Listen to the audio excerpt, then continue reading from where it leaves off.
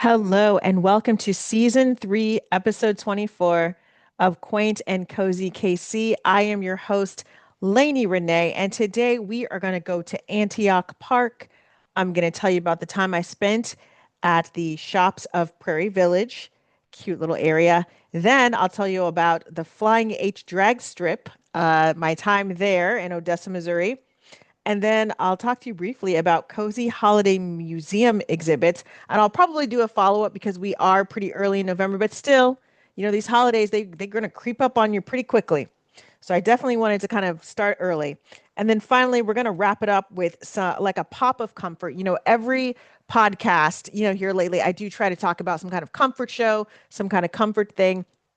And with everything going on, I know some people have had to give up their streaming in some cases. And so I know that like last time that I was on the podcast, I was talking about shows, and a lot of them were on kind of paid channels. And so I kind of want to go, step away from that and talk to you about some comfort audiobooks because those you can find generally at the library. Okay, and other places. Okay, let's start it off with Antioch Park. So I went to Antioch Park last week because I was already in Johnson County. I had some business to do in Johnson County. So I go to Antioch Park, and I hadn't been like, in a very long time. And I recall that I had never been to Antioch Park during the fall. I'd only gone in the summertime. Like, I'd gone in the summertime. And then I think I drove by like, think like in a January for some reason. I can't remember why I was even there, but so I've never been in the fall. I'm like, oh my goodness, I got to remedy that.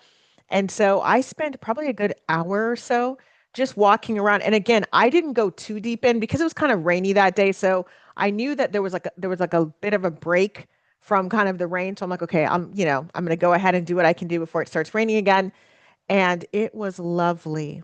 Let me tell you. And I know that we're in November and it's like, it seems like, man, fall hasn't been here very long because it was so warm for so long. And even as I am recording this, I think it was 70, like maybe 65 today, 72 yesterday, 65 today. I'm recording this on a Wednesday.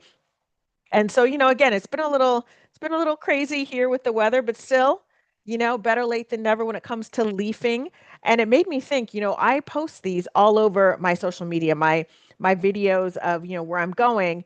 And I walked on the paths and I took pictures, but I did a lot of video because I'm finding, a lot of people like my videos. And I get so much more kind of engagement when I'm not in the frame. And I'm like, wait, should I be insulted? But I don't think so. I think a lot of people are longing for like being outside, and maybe wherever you are, you're not someplace where there's fall or you don't have a chance to like, go outside yourself. So it's kind of like a fun to like be on social media and go kind of like on a virtual walk with somebody, right? And so I did a lot of those kind of virtual walks, and there's so many lovely paths there, and all like the trees, like we had some nice orange and a little bit of yellow and some pinks going on, and just the way the leaves were strewn across, the ground, and then some like on the paved trail. It was just really, it was kind of like romantic almost, right? It was like when I was walking through, I'm like, oh my gosh, I feel like I should be reciting some kind of ode to autumn or something like that, or sitting someplace and on one of the benches and reading a book of poetry, right? That's how I felt, like maybe with a little bit of hot cocoa or something like that. That's how I felt um, there. So it made me think, I was at Atkins-Johnson last month, and I did talk about that, and I think in one of my previous podcasts about walking around there and going to the museums and walking the grounds and all that stuff. And I think that one thing we forget about in Kansas City or even in the Midwest, we've got some great places to go leafing, right? I've lived on the East Coast. I lived in Rhode Island.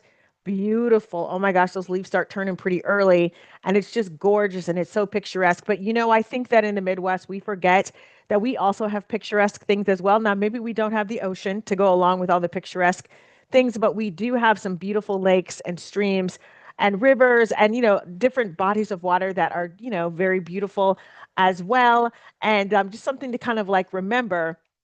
And I've gotten a lot of like compliments on my virtual walks and my pictures. So it made me think, because of the way that fall has kind of come a little bit later here, I'm like, you know what? It's not too late. Maybe I can get a couple more leafing trips in before it gets cold and the leaves, completely like fall off of the trees and all that stuff. But so far, I've gone leafing at Atkins-Johnson Farm and then a museum and then Antioch Park. But I'm thinking maybe in the next couple days, I might be able to get out and do a little bit more leafing.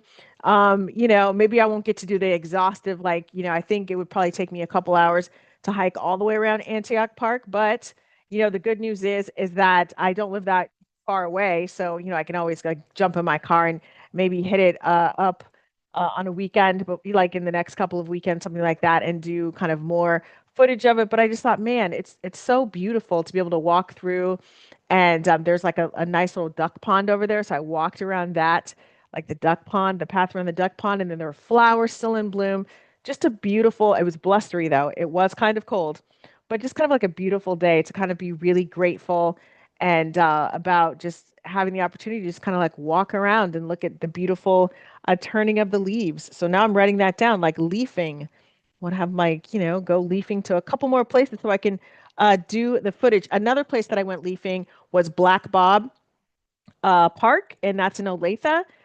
Though, at the time a couple weeks ago, the leaves weren't turning in the same way. It was still pretty green out there, but still, I did get some really good kind of shots of everything, and so that was good. But if you are living in, the Kansas City area, just please check out some of these parks. Obviously, you want to probably go in the daytime because you can probably get better photos then, but just something to kind of think about. Okay, we are moving on, and we are moving on to the shops of Prairie Village. So I have a podcast called Aunt Lanie's Kitchen, and where I kind of, talk about food and I review restaurants, all of that stuff, all the things food related. If you were an old time listener, you know that I started off with just this podcast and I would do these food sections, do all these other things. And then it just started getting so food heavy. I'm like, okay, I need to split this up. So that's kind of why I have two podcasts. But anyway, we were going to Story and I'm going to review that on my other podcast and blog, Aunt Lenny's Kitchen. But, before I met up with the ladies, my monthly dining group, I'm like, you know what, let me come a little bit early and just take some pictures. And because it's a beautiful shopping area. It's a beautiful kind of like, I don't even want to call it a strip mall because, it's not really connected per se, but just the shops are beautiful. It reminds you of like and there's lots of parking.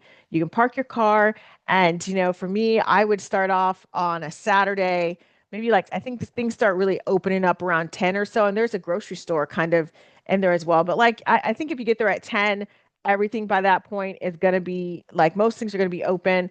If you kind of want to like play it safe and do 10:45, you can walk around a little bit. And then there's lots of restaurants over there that you can kind of pop into, maybe pop for a quick bite to eat, something like that. But anyways, it's just really nice experience. It's something where if I was going on a date or, either with, my significant other or friends or whatever, family, I would definitely make it an event to kind of walk around and peek in the shops, try not to buy anything. For me, like try not to overbuy, I should say. I always try to support local, but try not to overbuy things. But just kind of, and there's beautiful flowers. They just have the beautiful kind of landscaping. It's really a nice kind of, I would say, cute little vacation. So if you're in the Northlands, or you're someplace in another part of the city, or even if, heck, even if you're like, 2 miles away, the shops at Prairie Village, nice kind of Saturday early, I would say Saturday early afternoon, walk around a little bit, explore. Probably would take you in my mind, if you're doing it right, putting that in quotes, probably take you a couple hours to, if you wanted to hit a lot of the shops, it'd probably take maybe 2 hours, depending on, how intense you get with your window shopping or, when you want to actually like browse and all that other kind of stuff. Okay, next up, I went to the Flying H drag strip in Odessa, Missouri, because they had an event out there. And one of my cousins, he does like, he's a drag racer. He's got a 10.0 car. I think I got that right. And so he was there for the weekend. And of course, the weather a couple weekends ago, it was just so cold and rainy. And I was like, dang it. But, I showed up on Friday. With my other cousin, and then my other family member showed up on Saturday because he didn't get to race on Friday because it was just too windy and it was too wet and all that stuff. So they did everything Saturday. I couldn't make it on Saturday, but my other, family members were there to support him, and I got to see all the video, and it was a really good time. I wish they would have gotten better weather, because we had so much fun. We were like, okay, next year when he comes out to do this, and like hopefully the weather's a little bit warmer, and then we can kind of like have a lot, like just go out and really be looking at the vendors and doing all those things versus trying to just stay warm, right? Okay, and that is Flying H Drag Strip, and that's in Odessa, Missouri. Okay, now we are getting close to well, we're really close to the holidays. And originally I had this plan because I'm working on all my blog posts. I've got a lot of them scheduled, everything like that, and I'm still working on this one for holiday museum exhibits, kind of like the cozier things, like the holiday tours and activities. Because I'm quaint and cozy KC, although I do like a big event, don't get me wrong, but I kind of lean towards like the smaller events. So I'm going to read to you because I'm going to, put this blog post out in the next week or so. But, it's a podcast. We're here now. Why not? So the Johnson County Museum, they're having a home for the holidays, and that's a homemade Christmas in the all electric house. And so I'm going to put a link on there. Like everything will be linked in the show notes. And so that's kind of going on. It looks super cute. Then there's the Strawberry Hill Museum. They're going to be doing a lot. They're going to have like you can tour around. I think, and their tours are going to be on the weekends, but you can tour kind of like, and they're going to have all the different kinds of holidays. Now, this museum is really dedicated to the kind of like the Scandinavian and European, and there's some, I think maybe some Mexican, South American in there, but it's dedicated to those folks because it's based out of a Catholic church, so a lot of the people of the Catholic faith. At the time, and so you're going to see the different flags. They have different rooms for all the different countries. It's so beautiful, and it's one of those tours. There's a lot of walking in that tour, so just FYI. But I believe they also have virtual tours as well. But it looks so beautiful. And so I'm like, okay, I've got to remember to buy my ticket because I think they sell out. I think it's a pretty hot ticket. So again, that's Strawberry Hill Museum.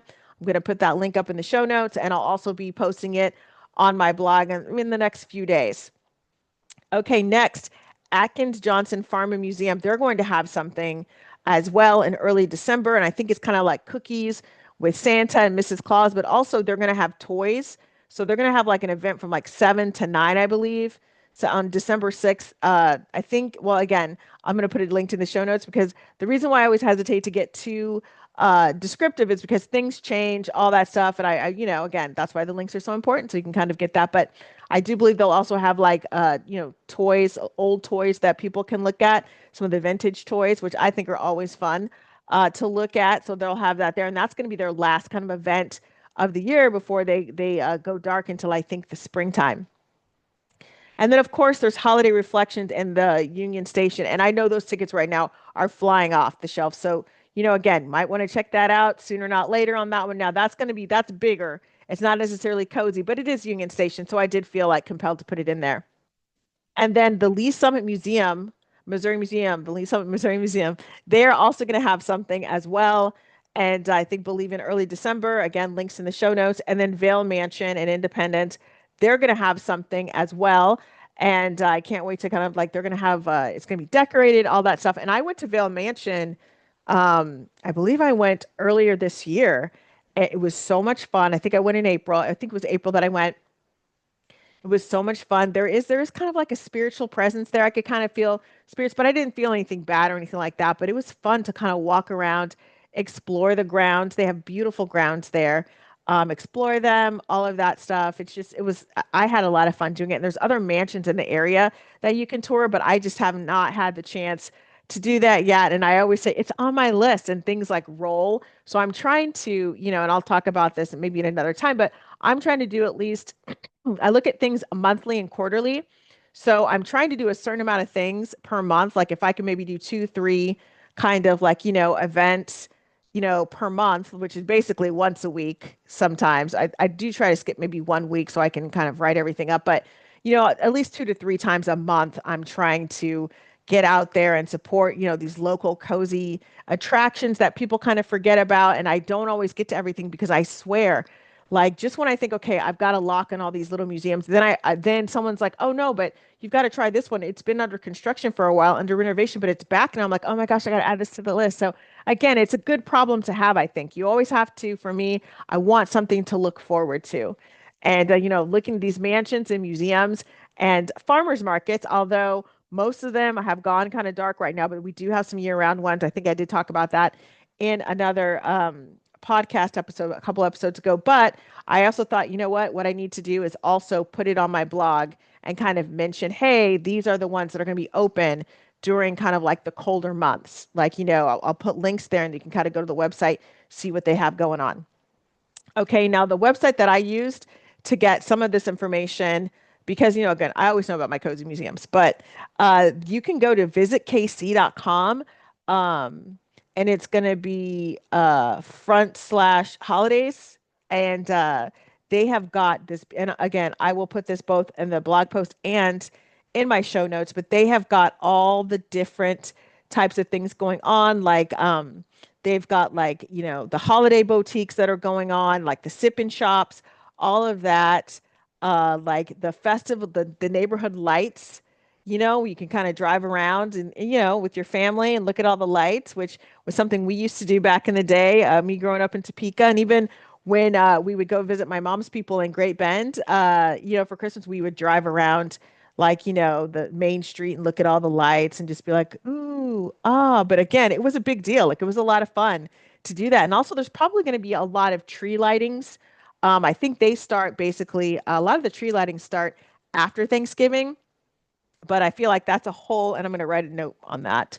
Tree lightings, that is a whole other kind of podcast and a blog post. But I think what I want to do is I want to kind of do a comprehensive list of kind of like the activities, just so you can kind of have an idea. Sometimes, you want to walk around a holiday boutique because you kind of want to like maybe shop for people or just kind of like see what's going on, look at some of the new vendors, and it's something, something fun to do. And maybe the tree lightings are more for when you've got your family all together and, you're all in the car after Thanksgiving or something like that. And that Thanksgiving weekend, you're just kind of like riding around.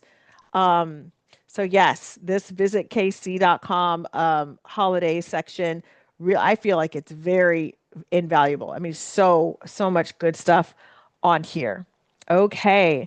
And now I'm going to go to the last part of the show, and that's the comfort. That's that pop of comfort that I talk about. Usually I'm talking about books or um, I'm talking about TV shows, something like that. And I did a whole long list that are in the show notes for the last podcast that I did for episode 23. But I want to talk to you about audiobooks. And so I know audiobooks, people say they're not, I just can't get into them. And I understand that. And the reason why I got into audiobooks was because, I mean, I used to listen to them with my grandmother because, we'd be cooking and she'd want to listen to like, some kind of either she'd have me listening to some kind of like motivational pastor, or we'd have to listen to some kind of like very slow Agatha Christie novel, like it unwind. And I would only make it through part of it because, I would be helping her dry the dishes or, kind of dusting, that kind of thing. And she'd have them on, that because, her eyesight wasn't so good. But after she passed away, I never thought about audiobooks. But then I moved into my first apartment on my own, and I was off campus and it was wintertime and I didn't have a ton of money. And I remember I'm like, you know what? I do have, because I didn't have a lot of money to rent videos. So I'm like, you know what? My aunt at the time was a librarian. She's like, oh, you can get videos at the library. Just go to the library. I'm like, okay. So I would go. And of course, a lot of the videos I wanted were already checked out. I'm like, dang it. So I'd have to put myself kind of on that list or whatever. But then what I would end up doing is looking at audiobooks. I'm like, I like to read mysteries. Well, oh, there's an audiobook version of this. So that's kind of what I would do. I would end up listening to all of these audiobooks. And that's what I would do on a Friday night after I got off work or after I came home from like hanging out with friends. I would listen to an audiobook for like, like a side of an audiobook, which was like 45 minutes of an audiobook. Sometimes it would be 30 minutes of an audiobook, depending on how long the book was, whether it was abridged or unabridged, whatever. But like again, these were tapes. Okay. We did not have the compact discs like that. I mean, they existed, but they were a lot harder to get. Generally, you had to it was like book on tapes because the CDs were always checked out.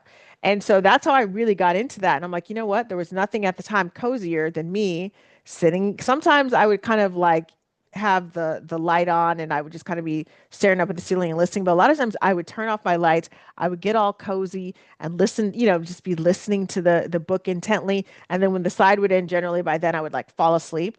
Or if it was really, really good, I would like flip that tape over and be listening to, the other side. So basically like 90 minutes of audiobooks, but that's where I really kind of found the comfort. And again, this was very analog. Okay. It wasn't really digital at all.